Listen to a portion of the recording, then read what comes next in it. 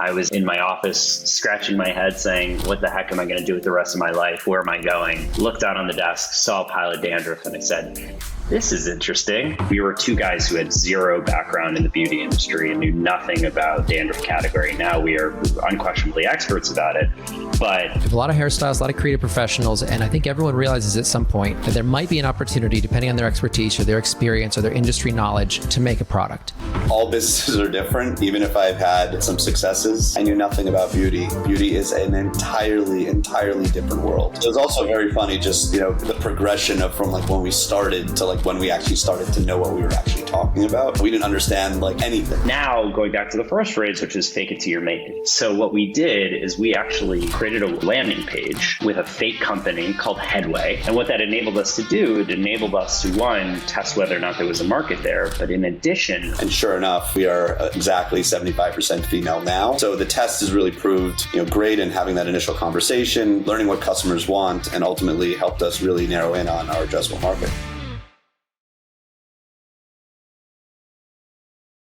Welcome to the Millionaire Hairstylist, where our mission is the financial well-being of creative professionals. Do you know that you operate, if you're a creative, whether you're a tattoo artist or a hairstylist or a salon owner or a nail artist, you operate within a multi-billion-dollar industry. And who are the companies that make the most money in that space? They are the product companies. So of course, along the way, you may have thought to yourself, well, what if I could create a product that competes and operates in this broader beauty and creative space? Well, that's exactly what our guests today, Robbie Salter and Ross Goodhart, did when they created Jupiter. Jupiter is a really smart dandruff attacking hair care line aimed at both men and, very importantly, we'll get into this, women. And if you've ever thought of building your own product, your own brand, and you've wondered what goes into that process, you're going to find this conversation both inspiring and instructive. If this podcast is having an impact on you in a positive way, would you mind helping others find out about it? All you have to do is leave a 5-star review in the podcast platform of your choice, or if you're watching on YouTube,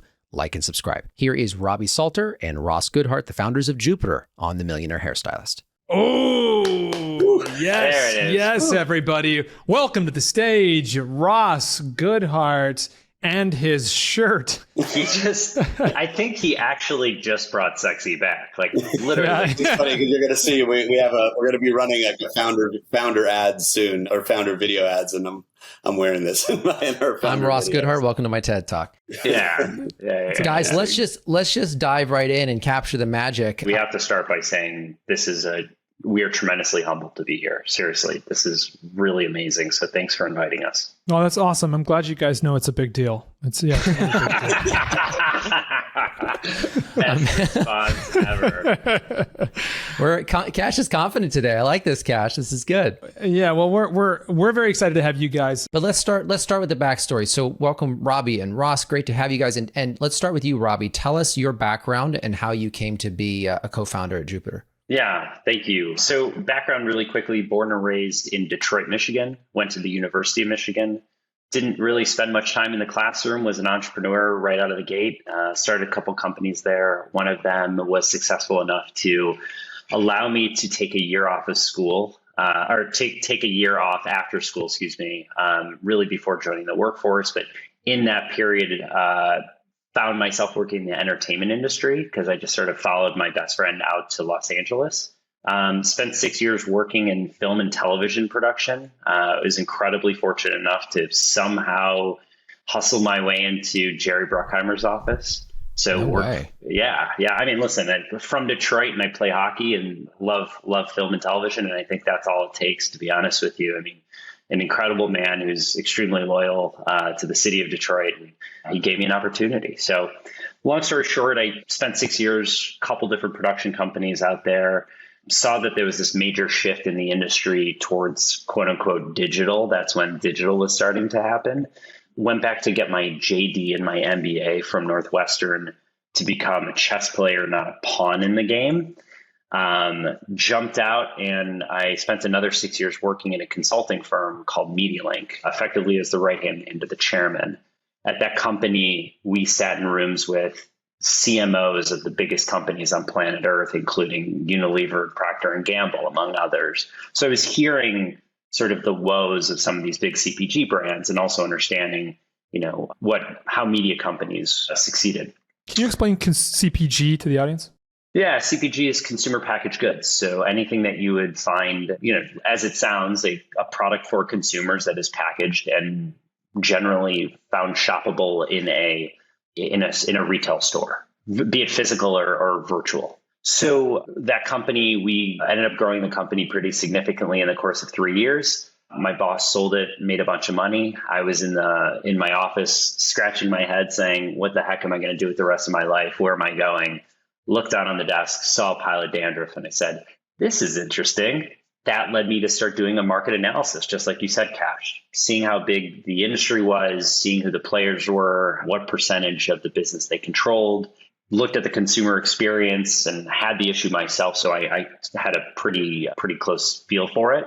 And then I remember getting connected with this guy named Ross Goodhart about a year ago and not being able to figure out what to do together. Connected him, sat back down, told him my idea, and he just started laughing at me. And I'll have Ross tell you why he was laughing. What a segue. Yeah. We've done this story before, as you can tell many times. I was born and raised in Hawaii. I went to University of Michigan 2 years ahead of Robbie, and out of college worked in investment banking and private equity for 13, 14 years. Ran a series of investment funds focused on consumer and tech investments in emerging markets, predominantly Russia and Eastern Europe.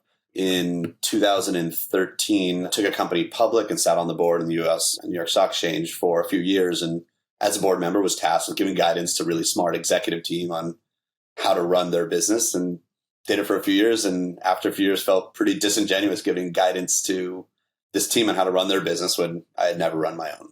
So as a side hustle in 2015, I launched a specialty kitchen tools brand selling random kitchen, higher quality kitchen tools on Amazon and other marketplaces. And for the record, Ross was the Abe Froman of whipped cream dispensers, if that's a Ferris Bueller reference that anybody gets. He was the number one seller of whipped cream dispensers on Amazon for a period. Wow. What a crown. Yeah, it really was.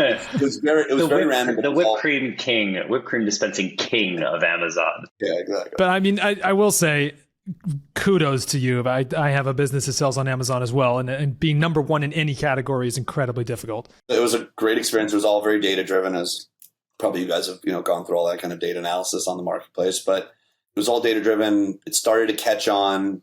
I said, let me leave. I left my cushy private equity job to pursue it full time because I was just more passionate about it. Launched a few businesses, acquired a business, and then grew all of these businesses and eventually sold those off in early 2021. But I've always wanted to do something that's both data and personal. I've been a lifelong dandruff sufferer and have tried everything under the sun, from the drugstores to the high-end, especially beauty stores, to dermatologists and prescription products, and nothing worked for me either. I just didn't use them correctly. They smelled bad, looked bad, and I felt there had to be something better. So while Robbie was going through, independently of Robbie, while he was going through his kind of aha moment, I was starting to look into the space and was confident I could get it made. I'm a real product guy, and I knew I could get it made and I could get it sold, especially on the marketplaces. But what wasn't my kind of strong suit was the branding and storytelling chops. So that's why when Robbie came to me saying, I've got this idea, I looked at him at the same time and said, so do I. And that's where we kind of started our journey together, and really then spent time validating that it wasn't just a Ross and Robbie problem, but it was much bigger than us, and a much, much bigger addressable market. And even more so, we uncovered some really interesting white spaces that kind of led us to formulate products that address what is now our customer base.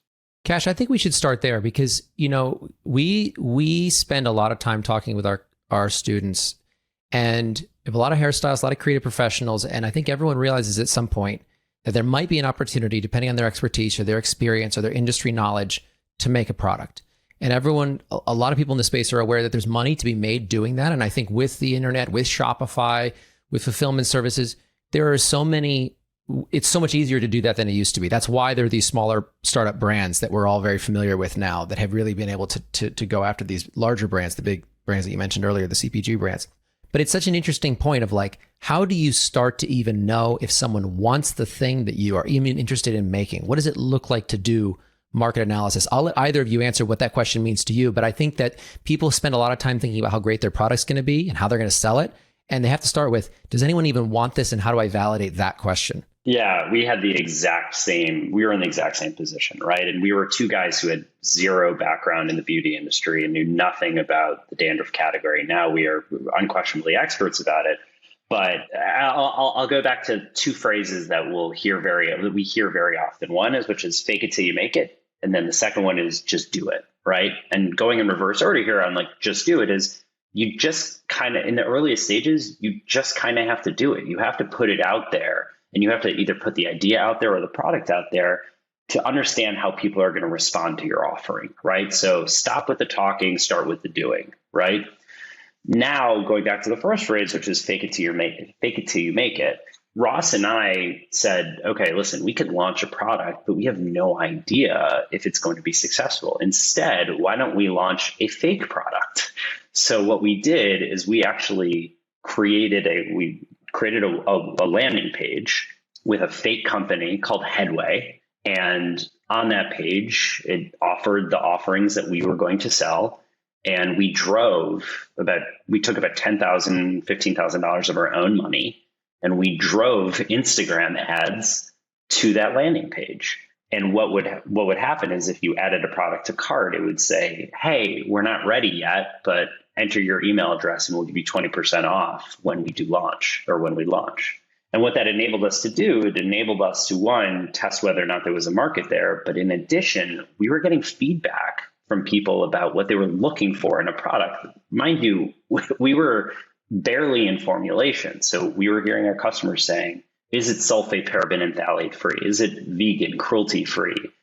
All these things that we had no idea about that really opened up our eyes to the opportunity. And then maybe, Ross, do you want to talk a little bit about the audience, which was a big discovery for us as well? Yeah. So, I mean, I think, a lot of this was testing. So it was testing messaging, testing offerings, which allowed us ultimately to be able to take that learning and as Robbie mentioned, like tweak our final formulas to make sure that, we were addressing the market. We had to be careful not to just hear one bit of feedback and let it kind of move us around. I think that's a really important point is, without real statistical significance, it's still directional. So you have to still stick to kind of what you ultimately believe in. But the data did help us in uncovering specifically, and we tested this, that there was a real demand for dandruff products that were safe for color and chemically treated hair, given the fact that the existing products, even if they do claim to be safe for it, we know from speaking to many stylists and colorists that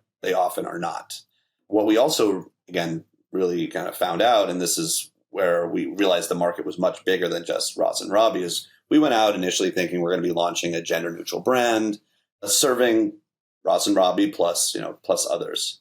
What we ended up finding out is that women were being overlooked by the existing products, both from messaging as well as from the products themselves. They just didn't take into account the needs of the modern female consumer. And that actually really kind of like made us kind of look at each other and think like, this is more than just for us. And actually we should probably think about creating a product that might not be exactly for us specifically, but for a larger untapped market. And ultimately we found out from that test that about the customers were about 75% female, which ended up being interesting. That was data point. We weren't sure how that was going to translate ultimately when we launched. And sure enough, we are exactly 75% female now. So the test has really proved, great in having that initial conversation, learning what customers want, and ultimately helped us really narrow in on our addressable market. If you are a creative professional who wants to improve your relationship with money, go to millionairehairstylistpodcast.com, create a free student account, and you can access an entire library of educational resources geared at improving your financial well-being, including a lesson on the 3 phases of wealth building for creative professionals. Go to millionairehairstylistpodcast.com and sign up today. I love that you talked about something that I've hit every single business I've built, which was that during the market validation process, the market, the audience, or the product, one of those things wound up being very different than what I had my initial assumptions. Entirely. And that's why I firmly believe in market validation before product validation. If you want to find out if there's demand, right? Before you even supply a product, you don't need to go through formulation or product briefs or all this branding and all this stuff. And so many people start with product because that's what we see and that's what we buy. So many people start there, but you guys were super smart in starting with market validation first. And what you learned is what I've learned with every business I've started it with market validation is that you're going to develop something much more powerful. You're going to serve a larger audience. You're going to provide something more valuable and meaningful that they actually want when you validate that data. And it sounds like you guys went through that validation process. How long was that process? And what are some of the things that you did? You set up this landing page. You started surveying people, which Jordan, you know, I'm huge. I survey everyone in my life. You guys might get a survey after this. What are some of the other strategies that you guys use to validate that market and make sure that your assumptions were actually true before you started putting some money and time before developing the product? Yeah, I mean, listen, you have to remember, we knew very, very little about this category, right? Like we knew that we had a problem that we needed solving. So I actually am a firm believer that it's a lot easier to solve a problem that you have because you're passionate about it, right? So what people often forget is like, hey, this is a great idea today, but is it still going to be a great idea in 3 or 5 years when you're still working on this company? And it's 11:30 at night and you want to go to sleep, but you still have 2 more hours worth of work. Like you're going to be passionate about it if it's an issue or something that you want to solve or that you see the need for. So at the beginning, we were talking to everybody and anybody that would have a conversation with us, right? I remember scrolling through LinkedIn and just doing keyword searching for hair, beauty, cosmetics, all of those, different keywords to try to identify. Dermatology. Yeah. Looks like we have a little guest on the call. Guest appearance cameo. Who's this? This is hi Jesse. This is sorry for the interruption. This is Jesse. This is the life of a founder too. Is working out. Hey Jesse. Home. Hey Andy, can I have you help us? Thank you so much. Hi, bye Jesse. See you, buddy. Love you, buddy. That's real world stuff, guys. We're doing this live, folks. We're doing this live. Yeah, exactly. Uh-huh. Kim Kardashian's about to walk through the door. I hope that's okay. Yeah, we've got a few more cameos here, but I think again, just to your point, is in terms of market validation too. Is you can't be afraid to also give out early samples of your product. You can't be afraid to.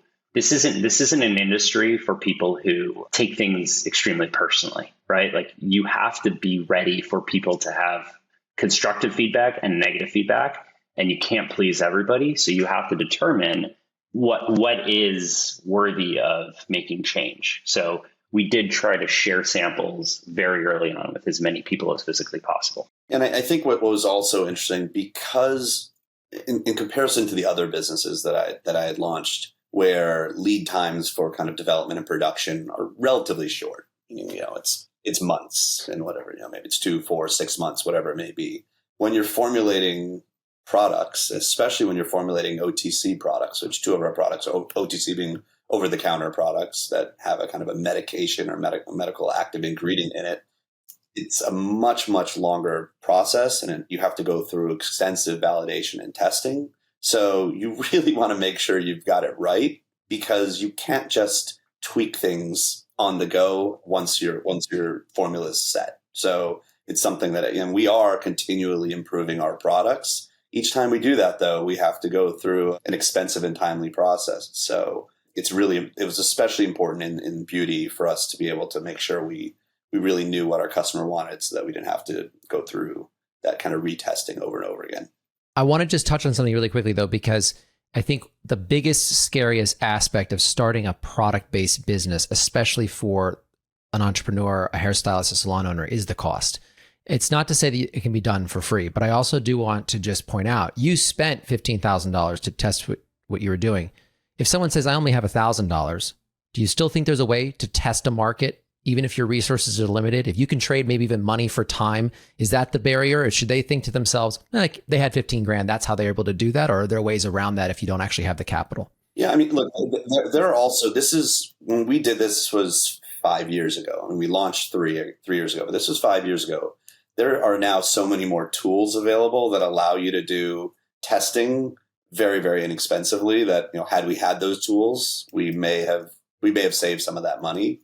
We also understood that the opportunity here and what we were going to do, this was not going to just be like a small thing where it was just going to be us were just going to be putting a little bit of money and like hoping for the best. Like we knew that we were going to really go full steam ahead on this, or at least we believed we would if the data proved positive. So because of that, we wanted to make sure that we did have some level of significance. And it also, as Robbie mentioned, it did allow us to have start building that initial list of customers, have that initial conversation. We learned absolutely so much. So yeah, I mean, spending a little more will get you a little more access, but I think now there are definitely tools that allow you to do it much Yeah, I'm also going to say the following, which is at some point you gotta put your ass on the line, right? I think I just had a conversation with a want to be aspiring entrepreneur who isn't willing to leave his job, and he has all these great ideas. And I've spoken to him for 6 months now, right? And it's still in the same place. And just for context, you said like, oh, you guys had $15,000. To provide you further context, I had $250,000 in student debt from going to get my law degree and my business degree. This wasn't a situation where I'm like, oh, you know what? I just won't get a new driving gloves for my Rolls Royce. That wasn't the situation. I'll pause my club membership for a month. Yeah, I couldn't have done it. I'd have had to have the gloves. Yeah, exactly. Listen, we can laugh about it now, but there have been many moments throughout this path, and that frankly still happen, where Ross and I really have put our asses on the line, and we've either borrowed money from people, or we've said we're not going to do these other things that we're used to doing because of our lifestyle. We've made sacrifices. And at some point, if you really believe in an idea and you really want to be an entrepreneur, you're going to have to put your money where your mouth is.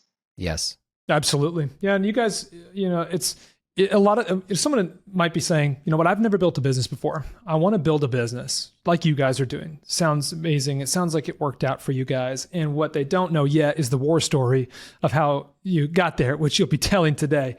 But what would you say to someone who doesn't, Ross, have your business track record? You've bought and sold multiple businesses. You've worked in private equity. You've seen multiple transactions at the highest level. There's a certain level of confidence that you could have when you go after a business with your ability to validate a market. What would you say to someone who's just, okay, I'm ready. I've never built a business before. Robbie, you said 2 things: just do it and fake it till you make it. Ross, what's your advice? I mean, no matter what, I mean, all businesses are different. Even if I've had, even though I had some successes, I knew nothing about beauty. Beauty is an entirely different world. And it just required like putting our heads down and like grinding and really trying to like change our perspective and understand what the market is. I think that was really kind of important to us. We worked really hard, and it's beyond the kind of fake it till you make it. I mean, you do have to really kind of put your head down and focus and learn and study and get out there and talk to, as Robbie mentioned, talk to everyone. I mean, we were everywhere on the streets, talking to dermatologists, stylists. We were approaching people in Ulta, and we still do today. Ulta, Sephora, wherever. It makes everybody uncomfortable, including me. But you just have to have the conversations. You have to talk to real people.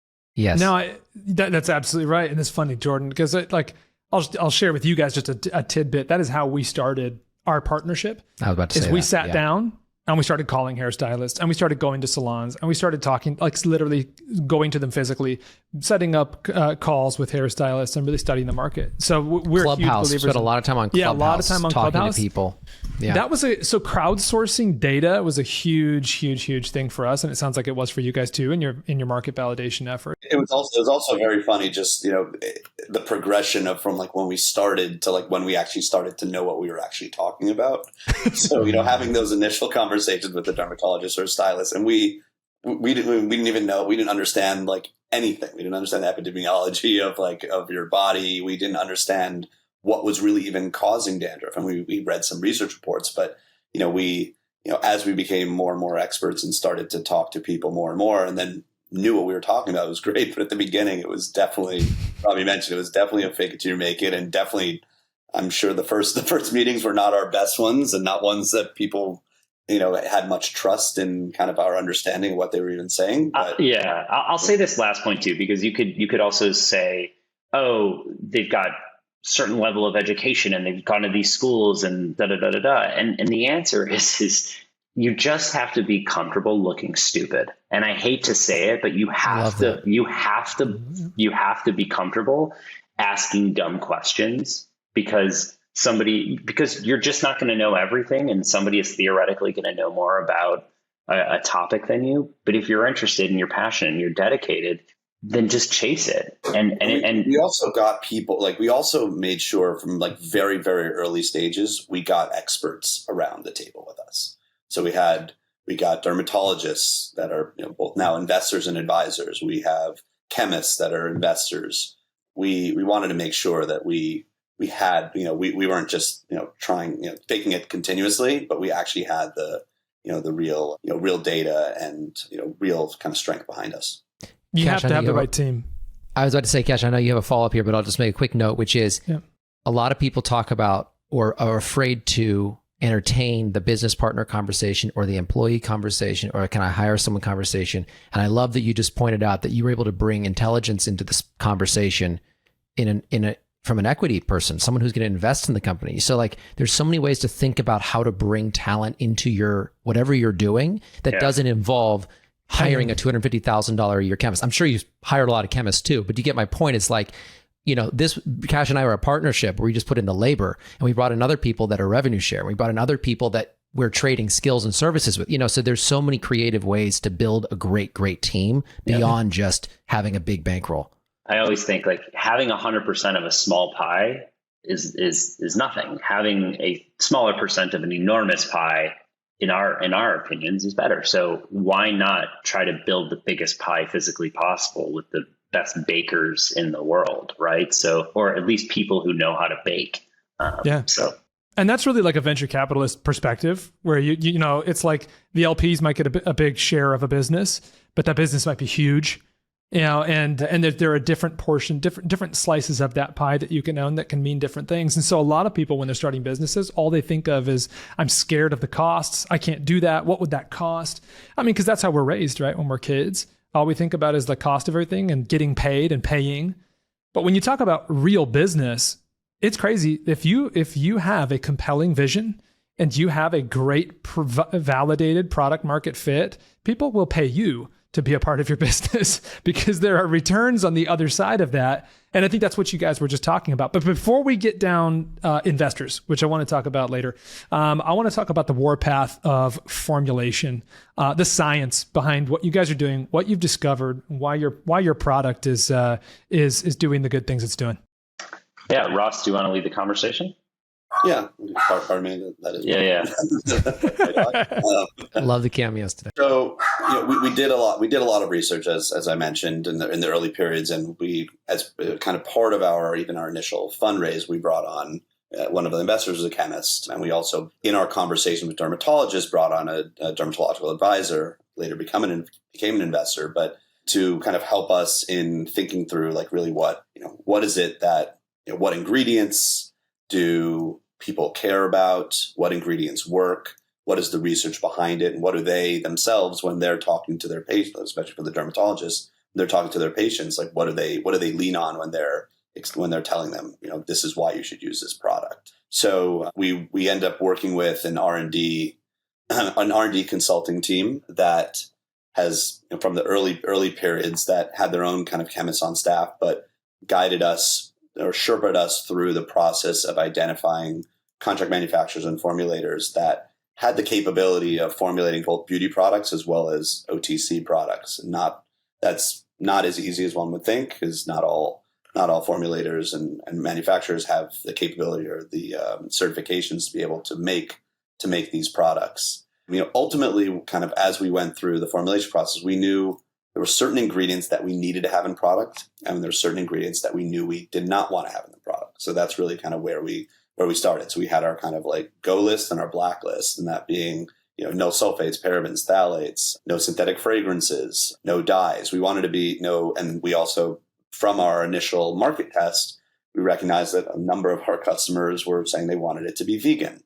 that was actually something that converted quite well. So we needed to make sure that we had kind of no animal derived products or no animal derived ingredients in our formulations.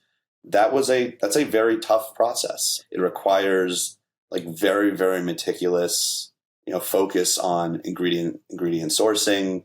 And there's a balance between the fact that we wanted to create a product that was highly efficacious. It worked, but also didn't have all the kind of bad ingredients that have historically been in the kind of standard drugstore products in the space.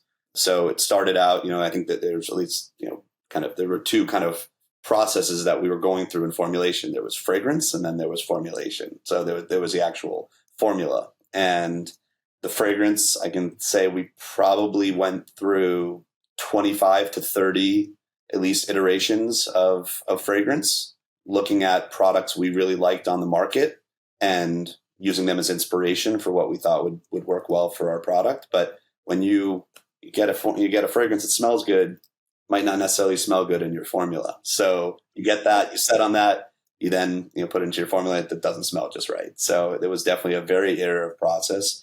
It took us probably, almost 2 to 2.5 years from the moment we started our formulation process until we had a product on market. And that was so, and it was because, you take a number of, especially in formulation, you take a number of steps forward and steps back, because you want to make sure you're including certain ingredients that work. But then once you start adding ingredients, trying to really improve the kind of overall kind of product mix, we wanted to also make sure that we weren't, although our product was efficacious, we are targeting a more elevated consumer, a customer who's willing to spend a bit more on their products for cleaner and higher quality ingredients. But with that meant we had to be able to offer that.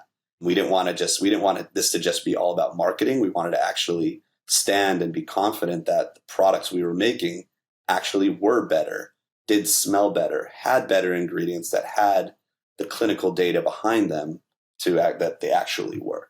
I'd love to hear more about the fragrance journey, because I know that's one of the most complex. And someone I was working for a Unilever brand years ago, talking to an executive there, and he said 80% of the reason why people rebuy products over and over again is the smell. So I had no idea that scent that actually had a huge part of retention of why someone's going to come back and buy. And I don't know if that's still the statistic with these days, because this is years ago. But tell me a little bit about how you guys came to deciding on your fragrance, because it sounds like you guys had advisors in place. You guys aren't fragrance experts. You're two men. How do you 75% of your customers are women? To add to that, and you're trying to make a product for both men and women. You don't have, from what I've seen on your website, you don't have a separate SKU. So that's a tricky one, because there's definitely like more feminine scents, more masculine. Like, how did you thread that needle? Well, all this starts with inspiration, right? It all starts with what are the brands, what are the smells that inspire us, right? So at the time, Byredo and Le Labo were really starting to, they were starting to hit a stride. So there was a couple different scents that we liked from each. So like we love Santal from Le Labo. We love Another 13 from Le Labo. And then we also loved Bal d'Afrique, which was from Byredo. And we sort of brought those to the table and we said, what do we love about these brands? What do we love about these scents? And about the brand, it was gender neutral. They I think were one of the first to sort of say, we are a gender neutral fragrance house. For context, my wife and I, we both use Another 13 from Le Labo. So it felt I'm sorry, I'm going to ask, what are these brands? Because Cash knows exactly what they are. Maybe everyone else in the audience knows, but just in case someone doesn't. So are these hair brands or perfume brands? So Byredo and Le Labo are both personal care companies. Byredo is best known for their fragrances and then body washes and whatnot. And I would say the same about Le Labo as well. Le Labo is generally known for, the fragrance Santal, which was, I think, really put it on the map, which Ross was wearing at the time. And I don't know if he still wears Santal, but I'm actually wearing Another 13, which is there you go. Oh, wait, is this why you guys partnered up in business? You were like, wait a minute, you smell like me and I smell like you. There was some pheromonic component to it for sure. So we listen, we looked at those brands and we said, they're doing something right here. So let's bring these to the table, share them with our partners and see where we go. And where we ultimately got to is we landed on this new scent that smelled absolutely phenomenal. And you could easily sell it as a fragrance on its own, as a candle, in a bottle, and charge a lot of money for it. But to Ross's point, we put it with our liquid, our formula, and we showered with it. And it felt like we were like the guys from A Night at the Roxbury, sort of like going to a club. It just felt like too much. Car Noir. Yeah. It felt like we were like fist bump. So when also when the water and the steam and the heat hit your hair and your body, it was so intense. And it would carry. Not that there's anything wrong with that. Not that there's anything wrong with that. Not that there's anything wrong. But so when we listen, for us, it was like, okay, it smells amazing, and then it would carry with us for the rest of the day. But then we sort of shared it with the women in our lives, and they were like, "Oh, no, definitely not." And this was sort of the earliest moment where we really discovered about the true differences between how men and women use their various styling and hair products. And it was at that moment where we knew that we had to go much more subtle. And I think if you take a step back and you look at some of the brands that are most popular in the category, just in hair in general, they tend to have, specifically for men, they tend to be more bubblegummy. They tend to be more, the Coca-Cola of their categories, where women tend to like much more subtle and oftentimes no fragrance at all. So we had this early lesson that we have to go much more subtle, but at the same time, we have to account for the fact that the medicated ingredient, which is really the heavy lift, doing of the heavy lifting, has a natural scent to it. So we'd have to cover that scent. So it was a really delicate balance to how do we nail the scent, have it cover up the medicated ingredient, and also feel pleasant and something that you want to use potentially on a daily basis. So why didn't you split it up between men and women? Like what? Because I understand, because it's like 75% of your audience is women. That makes sense. But then also men, I feel like, have more of an awareness of dandruff. I don't know why that is, and I'd love to speak to why that is, because I do feel like you go into the CVS, the word dandruff is going to show up on mostly male-focused products. So it's what would you say, an educated or aware consumer that's kind of looking for that. And at some point, you just decided we're going to stick to one SKU. Why didn't you at one point decide to just separate it? First and foremost, we did launch with a gender neutral brand. We thought that the brand was going to be split down the center, and our hope was that it would be 50-50. What we ultimately discovered is that the properties that we were offering were resonating most with the female community, specifically the fact that it was safe for color treated and chemically treated hair, no fragrance, everything about our brand. Then after we got started, we learned more about our competitors, and without naming names, that those who purchase the existing incumbent brands are predominantly are men. And it's because it's the cycle of the advertisements, the billions of dollars of advertisements a year are being directed towards that community, when in fact, men and women get dandruff equally. It's just men have been targeted because they want to get in and out of the shower as quickly as physically possible. They want a bubble gummy smell, and they don't want it to think about it that much.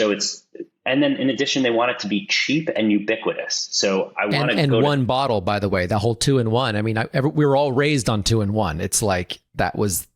Won't comment on if it's a 2-in-1 or if it's a 2-in-2 or if it smells like barbecue or it smells like whatever. No, I want you to comment on that. Can a product be effective 2-in-1? No, there's plenty of brands that do 2-in-1. No, it can't. Yeah, I mean that was our fundamental, that was one of our kind of fundamental beliefs, and in conversations with stylists and derms and trichologists and it was effectively, it's not going to be as good a cleanser or not going to be as good a conditioner when you try to mix the two. Because the hair technically is responding in different ways. The porosity at different ingredients that you're putting on it at different times, right? So let's say the cuticle and the hair and the scalp are all going to respond in different ways to different stimuli and different products and different ingredients. and trying to accomplish those two things at once. I just personally, like, even just talking with chemists, and over the years, I've done consulting for brands and have had a myriad of conversations with people on this, the whole 2-in-1 thing. I think it's brilliant marketing. I think it's, if it has any effect, it's abysmal at best and ineffective in most cases. Listen, there's a reason why it started with a Mach 2 and a 3 and a 4 and a 5 and 6, and we're on like Mach 100 right now for shavers, right? Yeah. Come on, guys. That stuff works. Come on. Yeah. And also, I use the 8 blade. I always, for whatever reason, I have this quote from something about Mary that always comes in, which is like, you can't do a full ab workout in 5 minutes, right? Like, it's got to be 6-minute abs. And that's sort of how we feel about it, which is, listen, they have a different audience. They're doing it exceptionally well. They're targeting that community exceptionally well, and they're giving that community exactly what they want. What Ross and I and our third partner, Alexa, who's currently on an airplane, or she would have joined us in this conversation, what we have really discovered is that we are going to be focused primarily on the female customer, and also on the male customer who understands that a 2-in-2 is better than a 2-in-1. And in order to do that, you're going to have to pay more money for it. And if you're going to want what we call a maspirational product, because we don't like to use we don't like the word mastige, but if you're going to have an elevated product, you're simply going to have to pay more for it. And it's just a decision for you to make. Yeah. One of the 2 points that Robbie mentioned, Alexa. So Alexa's our third founder, and she serves as a very good kind of sounding board, of course, of beyond the fact that we'll lean on people in our lives and family members, but she certainly has been really instrumental in kind of giving that the female voice. So we want to make sure we are, if we're speaking to the female consumer, we're not trying to speak from two guys' perspective without the input of the female community. The other thing, though, around when we're talking about fragrance and why ours was actually most challenging is one thing. Again, one of the tenets was that we didn't want to use synthetic fragrances in our product. And why? Because synthetic fragrances tend to be, you see it on the back of a bottle, it says perfume or it says fragrance.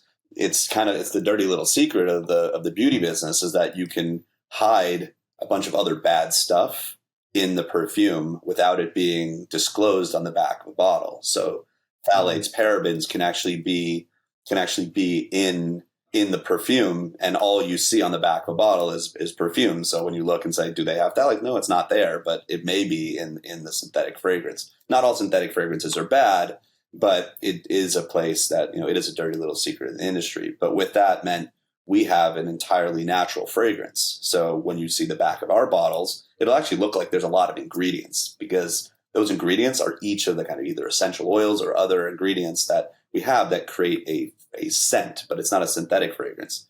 With that, though, natural fragrances are much, much harder to work with.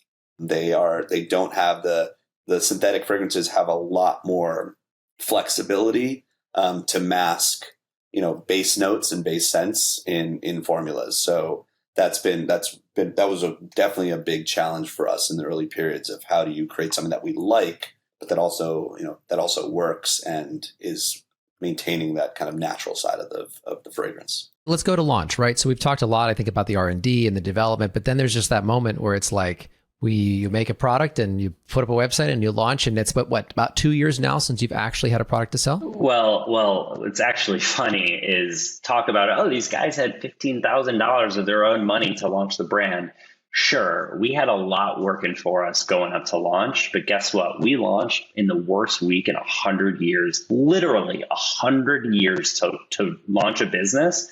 We launched our business that week. So what week was that? Of what year? It was third week of March. It was May 2020. May 2020. Oh my gosh. So when I tell you that was the dip. By the way, the products were supposed to be ready a few months earlier, but this little thing happened that, pushed off even. What was the little, I'm not familiar. No. I don't know. It's got a number 19, something like vid 19. Yeah. So as it relates to launch, it was a struggle, and it was an uneasy moment to say the least. No, but I will say our first non-friend customer, like random person who walked into our virtual store, was exactly the profile that we were looking for. Like, this is who it's going to be. This is what their background is going to be. This is what type of job they're going to have and where they're going to be located and how much they're going to spend. And at the time, we launched with 5 SKUs, I think. And this person bought all 5 SKUs within like an hour. And I just called Ross. First of all, you get goosebumps and you're like, oh my God, somebody wants this stuff just like us. And I remember calling Ross and be like, please let everybody be exactly like this person. And they weren't, and they're not. And it has been a roller coaster like crazy. But what's amazing, and Ross actually is phenomenal at doing this, is we keep pushing our goals higher and higher and higher and further out and further out. And what's amazing is when we do these calls to talk about our data and what our daily sales are, we're like, oh, we are down a day today. Like, I can't believe it. And then you look at where we are, and Ross says to us, like, guys, a year ago today, this would have been the best day we've had by 10x. Right. So let's keep this all in context here. So, and it just, look, we launched in May 2020. It required us to just, pare back a little bit of like what our early expectations are going to be. It allowed us and really in a good way, it allowed us to like focus back in instead of just trying to acquire as many customers as possible and sell as much as possible. It allowed us to, focus on our fulfillment, make sure people actually liked our product and we're going to come back and buy it again. Make sure that like we understood who that customer was and like our marketing messaging was working for them. I mean, it was a very tough time from a marketing perspective to try to promote a dandruff product and say that dandruff is a tough thing people deal with when people were dying. And not to mention people were at home too. So it was also like, there's a social element of dandruff that is not, that you lose. The social element, it's interesting. Even though the social element, I think we benefited, although the social element wasn't there. So the kind of visible side of dandruff wasn't as big of a driver. Dandruff is not just visible. It can be itchy and irritating. And, when you're stuck at home and you have no distractions and all you're thinking about and feeling is your itchy and burning and, burning scalp, an irritated scalp, you need a solution and you're not accessible you can't go to the drugstores to get products. So that's interesting. You say that because we kind of experienced the same thing in a couple of my businesses where people have more mental space to solve problems and pay to solve those problems than they ever had before. And so I'm actually not surprised that things didn't go the opposite way. The social pressure didn't outweigh the boredom of looking to solve problems that you couldn't or had to ignore before. I'll also comment on one funny thing, which is our whole angle and approach, like our marketing angle, right? Like we didn't even talk anything about this, which our motto or our mantra launching the brand was going to be, and we attempted to push this, 0 flakes given, right? So we want our products to give you this feeling of not giving flakes about, the fact that you have dandruff from time to time, that you're not a bad person or a dirty person. This should leave you feeling more confident about yourself as you more than you were prior. But turns out you can't use that catchphrase or motto when people are dying, right? When people are giving flakes. So we really had to pivot our entire marketing strategy and advertising strategy away from that. And that was really, the name of the business at one point, was it not? Well, it's the name of our legal entity is actually Zero Flakes Given LLC. Did you launch as that or as Jupiter? No, we launched as Jupiter. It was just we had some fun with the legal names of our business. At first it was Flakowitz LLC, which was the name of a deli that was in Florida. So we just we tried to have fun in every moment of the business that could easily just be a boring moment, right? But again, it was really challenging to sort of pivot away from this idea of like confidence to this is now a more problem solution type of business. And we have, not to give away too much, but we have some incredibly exciting plans for next year that will really start to bring the aperture of our brand into greater light and to really hit home what we're trying to do with the business. So we're really only in chapter 1 of this company. That's how I always feel. I wanted to take a minute here and talk about, you guys have done market validation. You guys have done fragrance. You've done formulation. You figured out your product, what you're going to offer. You launched, and now you've got customers. One thing that I find startups struggling with is monetizing, nurturing their existing customers. Like, how much attention, because now you've got customers coming in, right? How much attention do we give to nurture existing customers, repeat business, retaining that business? And what do we do to acquire new customers? Can you guys tell me about what that journey was like, nurturing existing customers and going and acquiring, doing marketing, acquiring new customers? Yeah. So I'll just, give the first point, which is Ross is actually responsible for acquiring customers, and I'm responsible for keeping the customer. And frankly, a lot of that is split from Ross doing a lot of and overseeing the digital marketing campaigns, and I oversee our email strategy, right? So the first one is, how do you get them in the door? And then once you have a relationship with them, how do you keep them? Again, I want to go back to a very important person in this story, which is our third partner, Alexa Adler. Alexa she was a senior executive over at Warby Parker for 8 years, and she was on the customer experience team. And if anybody knows customer experience, it's Warby Parker. Her role was really to oversee customer experience representatives in an environment where it's sort of like half medical, half cosmetic.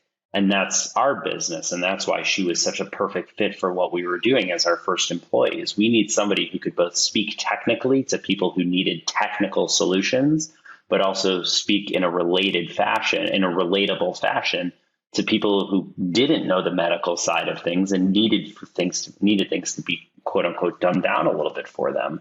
So at least on our side, on the retention side, our job is to constantly find ways to check in with them and to make sure that we're delivering them, products in the right time and when they need them.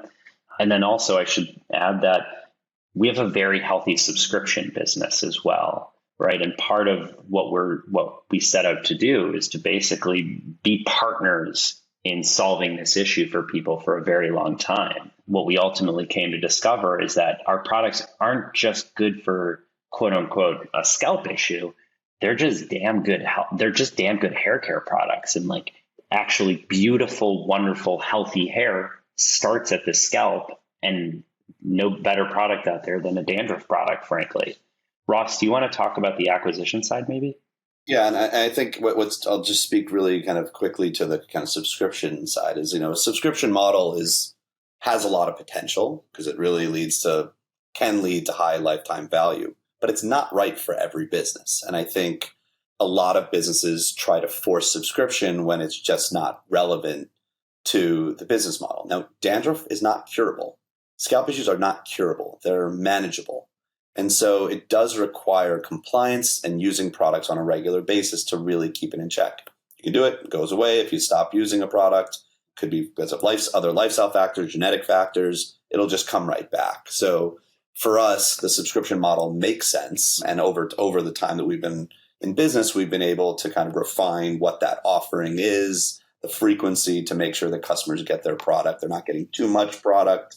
They're not getting too little product. But it's something that is, again, it feels like we're working with them to help them control it. From the acquisition side, it's been a roller coaster on acquisition, as you can imagine, with iOS updates, which happened kind of nine months. Well, I think it was, in the early periods of our business. Seismic shift in email, and that's attribution was tracking. Huge. All the attribution tracking was really hard for us, and so I think we're getting there, and we're seeing good success now, but it's been a process, and it's also as Robbie mentioned, we. Beyond the attribution side, it's also like, what is our brand? How do we stand out as a brand? But also, how do we stand out as a brand without being insensitive to the struggles of the world at the time? So It's definitely been, kind of an interesting learning experience and refinement of who our customer is and our audience is. But, what's interesting, Google. So as we think through like what are our most successful channels, Google for us has been our best channel because we are a problem solution brand. There's a lot of people are searching for a solution. They might not, it's, what do I have? Why do I have it? And you show up there, which actually then leads into another part of even retention and just what we are as a brand. When we launched with 50 pieces of content, of expert content about dandruff, scalp issues, hair issues, so that we could be, a force or an expert in the field. And being able to basically speak to our customers in a way that makes what could be a complicated topic more easily digestible. And that's been something that we've continued since now we have like well over 100, 150 pieces of content. And we're constantly publishing new content because we found that in the conversations that that we're having with customers is that they don't really understand what it is that they may have or why their hair is not as shiny as it should be. It's not as full as it should be. So being able to be that expert has been very valuable for us and helps with the retention side as well. I'm really curious about how you guys as a product brand are navigating building out content systems within your business. There's some people that say content's everything. Build your entire brand on content because that's going to create that psychographic alignment. People are going to see that identity. They're going to identify with the imagery of the brand. Super important. Some brands are going more just direct ads, show up in the search, be at the top, be at the forefront of the solution. How's content fitting into your guys' business and how is it helping you build your business? Yeah. I mean, I guess I'll just add into it a little bit, which is everybody wants to be everywhere all the time, right? Like, and that's every brand's dream. Because we're still a young brand and because COVID has been such a huge part of our existence, we really haven't been able to do the things that are more, content oriented that a lot of other brands sort of have leaned into. So the majority of our stuff has been stuff that you can do from home.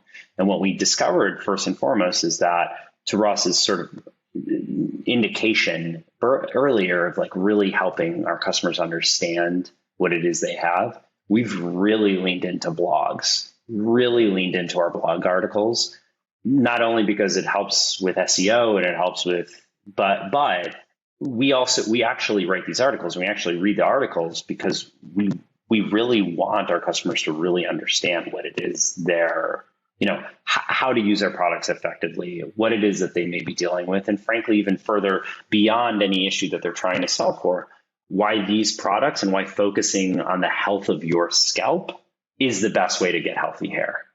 End of story. So it is, I would say the blogs have been a really great source for us. We've started to work with influencers a little bit more, and we're now starting to open the aperture a little further, to use that phrase one more time. We're starting to open up a little bit more to figure out who should we be talking to and who will be influencing this community.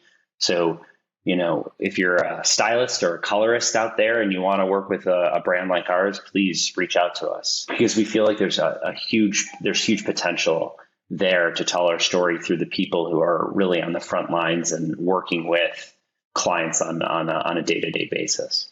If someone wants to get in touch with you guys, who should they reach out to? Yeah, easy peasy. It's just Robbie, ROBBIE at hellojupiter.com or Ross, ROSS at hellojupiter.com. Are you guys considering, and Jordan, we can put those contacts in the 100% in the show notes. Are you guys considering using a professional, like distributing your products through professionals in any way? I know you guys said you're primarily mass product, but how can professionals partner with you in any way? 1,000%. Actually, I mean, historically, the professional community has been incredibly fragmented, right? So getting to speak with every salon owner or stylist or hair or colorist or whatnot, it's incredibly difficult because they're so spread out and it's hard to have to speak to all of them at the same time. So what we are doing is currently we're sort of having it be a pull approach as come talk to us, and we'd love to hear from you if you're interested. That being said, one of our earliest partners, despite our customer base being predominantly female, one of our earliest partners is a group called Fellow Barber and Rudy's. And I want to give a shout out to the wonderful people over there. We absolutely crush it there. We are behind Fellow Barber's own line of products. We're the number one performing, line for them. And they actually even created an entire service for us, a scalp treatment service called the Flake No More, which is effectively a scalp facial. And it is incredibly successful because they understand the importance of scalp health. And so to say that there is opportunity at salons and barbershops for our products is an understatement. There is an enormous opportunity. It's simply bandwidth, which sort of goes to this next point, which is we have a serious business. We have a company that's performing really nicely. There are 4 full-time people at our company, 4 full-time employees. And it's shocking how much we've been able to accomplish. And that's fantastic. Thank you. And totally. And we're stretching the limit right now. And at this time next year, we'll probably have double or triple the amount of people at our company. But that being said, we've only been limited by the amount of bandwidth that we have. So if you're a stylist or a colorist or a salon owner, and you like the idea of the scalp being the route to healthy hair, come and talk to us, because there's no brand that does it better. Guys, this has been a fantastic conversation, and I think really inspiring to hear someone who has navigated both successfully and with challenges you didn't even see coming, creating a new brand in this space. Having only 4 people, I think, is just tremendous. My last question, and we've about 5 minutes here, and I think Cash is going to have to run. And also, we like to try and keep this to an hour anyway. But here's my last question, which is, tell us about the future. And also, I think this is a question people in our community are learning to ask more and more. We're teaching them to ask this: is what's the exit? What is this for you guys both long term, and how do you see that? Because when we talk to our students about building wealth, we talk about, this is meant to be part of your life and your future wealth. And sometimes businesses have various stages of how they provide that to you. So tell us about the future and tell us about the exit. As we think about the future, and guys, we didn't even talk about this at all. So I should back up and say we have an internal mission, which is make millions more comfortable. All right. So make millions, lot of people more comfortable. Physically, we want you to feel more comfortable, but also mentally, we want you to feel more comfortable. And we didn't even talk about the fact that 5% of our proceeds go to mental health causes. It's always been the case since 5 years ago, the day one, when Ross and I were putting together this business. It was extremely important that even before, when mental health was sort of a topic, a zeitgeist topic, we've always felt that we want you to feel as good about what's on your head as what's in your head. So as we look ahead, we're going to be laser focused, as entrepreneurs often say, we're going to be laser focused on our mission of making millions more comfortable. And then as from a sort of product perspective, we're not going away from scalp health. We'll always be scalp health. We will always be known as scalp health. We are not going to launch a neck cream, a body wash, a waxing product like many of the other companies out there who have like scalp health as, scalp product as their single SKU. We want to be the experts in scalp health. And we believe we are the experts.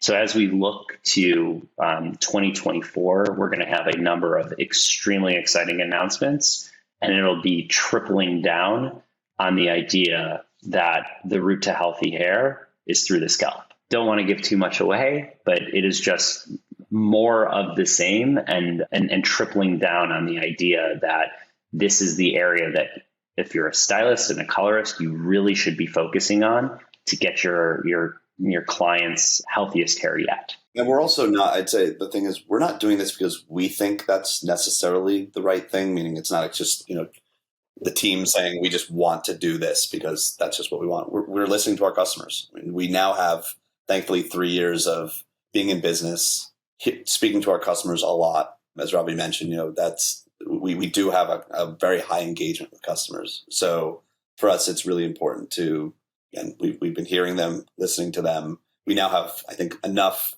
we're now big enough where we have enough of that conversation where we can start to use that data to actually drive decision. And that's exactly what we're doing. And in addition to that, we have clinical studies proving what we're saying, right? This isn't like Ross and Robbie comes up with it and hope that the community catches up. We have studies proving that this is the case. We actually, so when we launched the brand leaning on clinical studies that you're allowed, or clinical claims that you're allowed to make as a product that includes OTC active medicated ingredients. You can make those claims based on the FDA. But we decided more recently over the past kind of year to start running actually our own clinicals on our own products. And the results have been absolutely like incredible and, showing like massive transformations in kind of all facets of both dandruff control and itchiness and flakiness, but also hair. We had our biggest, I'd say one of our kind of most compelling data points. And one of the reasons a lot of people haven't used dandruff products because while they might be good for their scalp, it's bad for the hair. We ran a clinical, and our shampoo reduces hair breakage by 76%, which is really significant. And so it's not just good for your scalp, which the clinical data proves it is, but also really great for your hair. And then as it relates to exit, our goal is to get to profitability as quickly as physically possible. We are pretty close to that and intend to achieve that next year. What happens beyond that, we don't really know the answer, right? We certainly didn't do this as a charitable cause entirely, right? We knew that we wanted to give back portion of our business, but we're capitalists at the same time. And we believe that you can do well while also doing good. So we'll see it one day at a time. Jordan, I wanted to point out one thing that you guys just like you walked into a trap for me. You guys are living out what we call the NES framework, and we teach this in our courses. One of our courses, you guys, the NES framework is just something we use to teach people how to build a business, and it's one niche down. And you guys are doing that. You decided on a niche, not just hair care, but you chose a very specific lane, and you're dedicated to staying within that lane. You are saying, we're not going to do this. We're not going to stray over here. And you're committed to that niche too. That E stands for established authority. You guys are on this show claiming right now you're the best. You're not ashamed of your product. You're not like, well, we're just sort of like, we're trying our best. You're like, no, we've worked our asses off to develop the best thing for the scalp. We have it. It's proven. We have clinical trials to prove it. And you're here saying it boldly. And then 3, the shout it from the rooftop. You guys are constantly out there marketing, nurturing your customers, emailing, doing ads, telling the whole world that you guys are the best option in this niche. And I love that. So you walked right into that, and I just had to.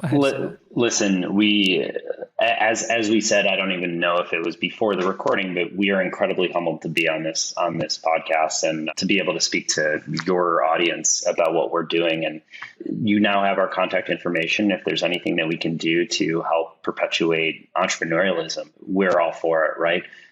We have the belief that if you can, you must, as it relates to entrepreneurialism. So if there are people out there who can, then you got to do it. You got to go for it. So I love that. Ross, any closing remarks? Just thank you. I mean, Robbie's always the better speaker of the two of us. He always has the right closing argument. Ross, your closing argument is go to hellojupiter.com. That's what it is. There it is. I was waiting for something like that. Yeah. It's okay. I was going to put it in the show notes or say it. So we were all going to catch that. Ross, for anyone watching this, can we just get a nice close up on that shirt right there? Everybody he's got the Hello Jupiter bottle on the shirt. Talk about branding and shouting it from the rooftops. This guy's wearing a shirt with his product on it. Yeah. yeah. The Jupiter bottle, nice and proud right there. He's the Tom Selleck of our company. Exactly. That's amazing. Ross and Robbie, thank you for your time today and sharing with us. We really appreciate it. Of course. Thanks for having us, guys. Thank you. All right, guys. Thanks, guys. If you're a hairstylist, if you're a creative professional, and you are interested in your financial well-being, remember to like and subscribe so that more episodes just like this one show up in your YouTube feed.